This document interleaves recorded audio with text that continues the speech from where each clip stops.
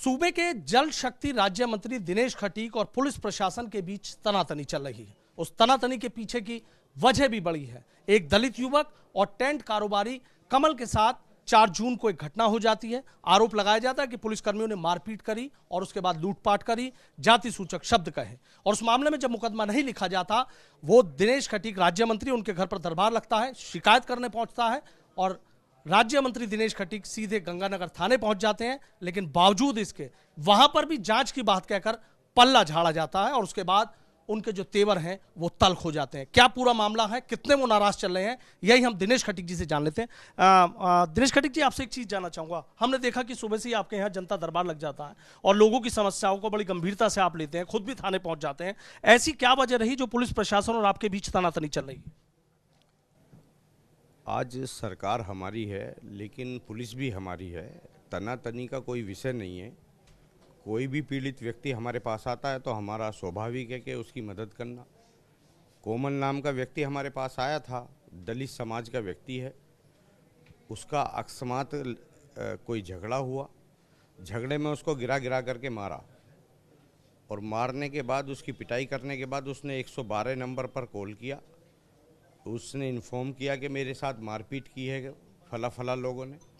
उसके बाद वहाँ 112 की पुलिस आती है और वो वापस चली जाती है उसी को धमका करके।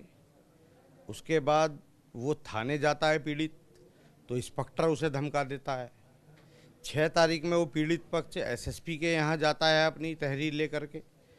उसको वहाँ से पीली पर्ची काट कर दी गई। फिर उसके बाद वो पीली पर्ची द्वारा उसकी जो एप्लीकेशन थी वो गंगानगर थाना एसओ के पास आ गई।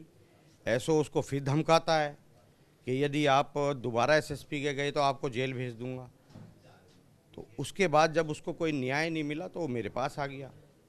मैंने उनसे उस एसओ से बात की कि भाई ये व्यक्ति है, इसका क्या मामला है। तो खुद एसओ ने ये स्वीकार किया कि इसके साथ पिटाई मारपीट की है और हम इसका मुकदमा लिखेंगे। साहब ये लूट लिखाना चाहता है। हमने कहा लूट नहीं हुई, तुम लूट मत लिखो। फिर कहने लगा साहब मैं नहीं लिख सकता, अधिकारी से आदेश करा लो आप। हमने कहा भाई जब घटना हुई है तो आप लिखिए, और घटना नहीं हुई है तो आप एक्सपेंस कर देना, इसको एफआईआर लगा देना। लेकिन उसने एडमेंट हो गया और कहने लगा मैं इसकी नहीं लिखूंगा। उसके बाद मुझे एसएसपी महोदय के संज्ञान में डालने के बाद मैं जब थाने पहुंचा हूँ, गया था मैं, और न्याय के लिए मैं कहीं भी जाने के लिए तैयार हूँ। अगर दलितों के साथ ये उत्पीड़न किसी भी कीमत पर बर्दाश्त नहीं होगा, चाहे कोई दलित हो, चाहे कोई पिछड़ा हो, चाहे कोई भी व्यक्ति हो। जो गलत किया है आज पुलिस ने उसके खिलाफ भी मुकदमा कर दिया, ये एक अन्याय है। वो हम लोग बर्दाश्त नहीं कर सकते, बर्दाश्त से बाहर है। मेरठ की पुलिस ने अति कर दी है। मेरे ही खुद क्षेत्र में, मेरे क्षेत्र में 6 घटना हुई जिसमें 2 गौ हत्या हुई, 6 मर्डर हुए, मेरे यहाँ 5 लूट हुई हैं। एक भी पुलिस ने अगर सही खुलासा किया हो, कोई ज़िले की पुलिस अगर जाती है, बाहर से भी पुलिस आती है, तो क्या केवल उत्पीड़न के अलावा कुछ नहीं है। किसी थाने में बगैर पैसे लिए काम नहीं हो रहा। और ऐसी कोई हम मंत्री हैं, आदरणीय योगी जी की सरकार है, वो बड़ी ईमानदारी से सरकार चला रहे हैं, जीरो टॉलरेंस पे काम कर रहे हैं। योगी जी ने एक अच्छा सुशासन देने का काम किया है उत्तर प्रदेश के अंदर।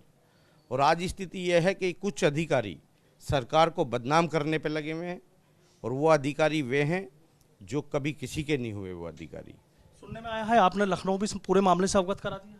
मैंने अपने जो हमारे लोग हैं मैंने अवगत करा दिया है, चीफ मिनिस्टर साहब के यहाँ भी। और यहाँ बहुत जो देहात का एक अधिकारी है उसकी बहुत शैली खराब है, कार्यकर्ताओं तक को जेल भेज दिया। आप तो साफ बोलते हैं, कौन अधिकारी? एसपी देहात है अधिकारी के, साफ बोल दिया हमने।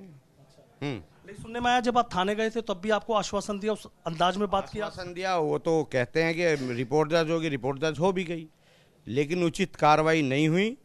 मैं इसके लिए किसी भी हद तक जाने के लिए तैयार हूँ।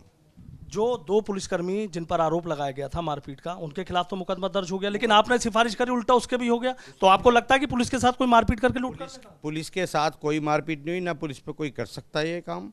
एक दलित का उत्पीड़न हुआ है, और मुझे कोई कहने में गुरेज नहीं है कि भारतीय जनता पार्टी के कार्यकर्ताओं पर भी मेरठ जिले में मुकदमे हो रहे हैं। और मैं स्पष्ट कर चुका हूं कि मैं किसी उसमें नहीं हूं, भगवान देता है सब कुछ, भगवान ने दिया है, मैं अपने बल पर हूं, जनता के बल पर हूं, कार्यकर्ताओं के बल पर हूं। मैं अगर मुझे काम करना है तो मैं सही और साफ नीयत से काम करूंगा, अन्यथा मैं किसी का उत्पीड़न बर्दाश्त नहीं कर सकता। आपने इस्तीफे की पेशकश कर दी थी, अधिकारी दौड़ पड़े? इस्तीफे की कोई पेशकश नहीं की है मैंने। ऊपर क्यों करेंगे भाई, हम हमारे मुख्यमंत्री हैं, उनको अवगत कराएंगे, उनकी अच्छी नीतियाँ हैं, अच्छे उनके काम हैं, उन्हीं के आचरण पर हम चल रहे हैं। लेकिन अपनी बात को उठाना ये जन्मसिद्ध अधिकार है। बाबा साहब भीमराव अंबेडकर साहब ने कहा था कि जुल्म सहना भी बहुत गलत है, तो हम जुल्म नहीं सह सकते, इसलिए हमने ऊपर भी बता दिया है कोई भी बात हो किसी कार्यकर्ता का बर्दाश्त नहीं करेंगे। कार्यकर्ता के ऊपर गलत काम कोई करता है उसके खिलाफ सख्त कार्रवाई करिए, लेकिन आप गलत किसी को फंसाते हैं ये बिल्कुल बर्दाश्त नहीं होगा।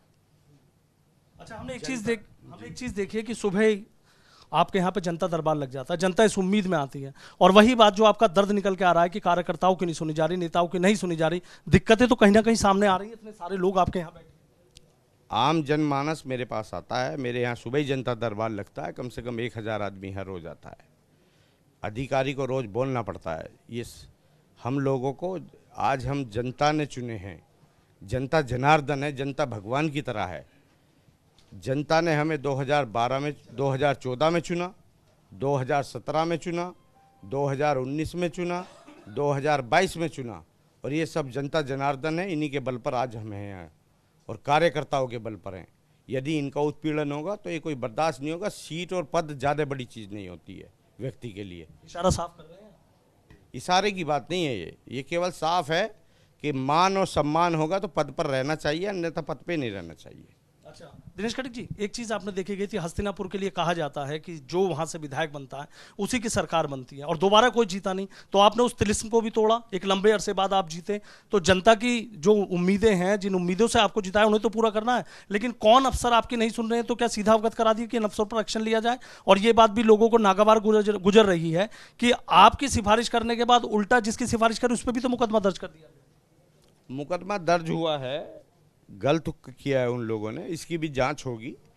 माननीय मुख्यमंत्री जी के हम संज्ञान में घेरेंगे, और ऐसा नहीं है, हमारे मुख्यमंत्री जी हमारी बात को सुनकर उसकी जांच कराएंगे और कार्रवाई कराएंगे। हमें उम्मीद है पूरी, वो दलितों के प्रति, पिछड़ों के प्रति, किसानों के प्रति, नौजवानों के प्रति हमारी सरकार और हमारे आदरणीय मुख्यमंत्री श्री योगी आदित्यनाथ जी बहुत गंभीर हैं। वो इस विषय पर जरूर एक्शन लेंगे, इन अधिकारियों के खिलाफ एक्शन लेंगे जो इन्होंने यहाँ तांडव मचा रखा है, थानों में खुली रिश्वतखोरी करा रखी है, इसका बिल्कुल संज्ञान लिया जाएगा। हमें ये भी पता लगा है कि कई बार लखनऊ से आपके पास फोन आ चुके हैं, आपसे बातचीत की जा रही है, पूछा जा रहा है, तो लग रहा है कि कहीं ना कहीं एक बड़ा एक्शन हो सकता है। नहीं, ऐसा कुछ नहीं है, ऐसा कि फ़ोन आ रहे हैं या इस प्रकार से कुछ नहीं है। कोई विषय होता है तो हम अपने अधिकारियों को बताते हैं, अपनी पार्टी के लोगों को बताते हैं। आपको उम्मीद है कि न्याय होगा, इंसाफ होगा? ऐसे लापरवाह तौर पर सरकार में न्याय ही होता है, और अपनी बात कहने के लिए जो जुल्म सहता है वो भी एक बहुत बड़ा पाप का भागीदार होता है, इसलिए जुल्म हम सहने वाले नहीं हैं। अच्छा, आपने एक सीधा आरोप लगाया है कि कई ऐसी घटनाएं हो उनके फर्जी खुलासे कर दिए गए। फर्जी खुलासे ही हो रहे हैं यहाँ पर, जो कोई रिपोर्ट होती है उसको दबा दिया जाता है। एक हमारे यहाँ पर एक अभी पूर्व मंडल अध्यक्ष हैं प्रेमचंद शर्मा जी, उनके पुत्र वधू से 2 लाख रुपए छीने, मोबाइल छीना, और आज तक उसका कुछ नहीं हुआ। मैं एसएसपी को 4 बार बता चुका हूँ। आप किसी अधिकारी को बता दो जी, केवल एक ही एजेंडा है कि घर में बैठे हैं, बस सरकार को बदनाम करनी है। अच्छा, एक आखिरी सवाल मेरा, जो गो कटान की बात है, मुख्यमंत्री लगातार सख्त हैं गो तस्करों के खिलाफ भी, गो कटान करने वालों के भी, लेकिन आप बता रहे हैं कि इलाके में कई ऐसी घटनाएं हुई हैं और अधिकारियों ने उन पर पर्दा डाल दिया। पुलिस का काम है, भारतीय जनता पार्टी को, मेरठ की पुलिस को, के बदनाम करना है केवल, और कुछ नहीं। बहुत बहुत शुक्रिया। तो देखिए, जल शक्ति राज्य मंत्री दिनेश खटीक जी हमारे साथ हैं, साफ और स्पष्ट कहने के लिए जाने जाते हैं, और अपने तल्ख तेवरों से बता भी दिया है, उत्पीड़न नहीं सहेंगे, चाहे जो होगा देखा जाएगा। जनता यदि उनके दरबार में न्याय मांगने के लिए आएंगी तो वो अधिकारियों के पास भी जाएंगे और अधिकारी नहीं सुनेंगे तो मुख्यमंत्री से भी वो फरियाद लगाएंगे। और उन्हें उम्मीद है कि इस मामले में जो लापरवाहियां बरती जा रही हैं, पुलिस को उन्होंने सीधे तरीके से कटघरे में खड़ा किया और बड़ी कार्रवाई की मांग की है। अब देखना यह होगा कि सूबे के कद्दावर मंत्रियों में शुमार दिनेश खटीक की इस दर्द और इस पीड़ा को मुख्यमंत्री कब तक सुनते हैं और इस मामले में क्या बड़ा एक्शन होता है। वीडियो जर्नलिस्ट सत्येंद्र सिंह के साथ सनुज शर्मा, एबीपी गंगा, मेरठ।